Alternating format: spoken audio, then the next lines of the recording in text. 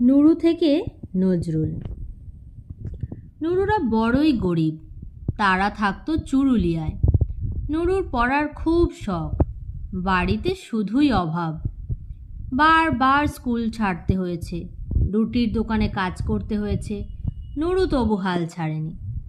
যা পেত তাই সে পড়ত, পাঁচালি হোক বা কোরআন। গান খুব ভালোবাসত নুরু। গানের দলে ঢুকলো সে।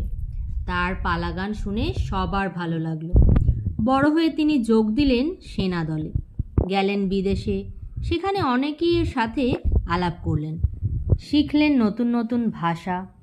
3 বছর পরে ঘরে ফিরে এলেন, লিখলেন কবিতা, গান, নাটক। সেসব সবার মন জয় করল। পাশাপাশি চলল অভিনয়, নাটকে, সিনেমায়। লিখলেন দেশের কথা, সাধারণ মানুষের সুখ দুঃখের কথা। তখন দেশ ছিল পরাধীন। তার লেখা পড়ল মানুষ, লড়াই করার উৎসাহ পেল।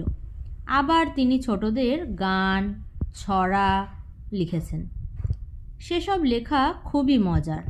তিনি আমাদের চেনা কবি কাজী নজরুল ইসলাম।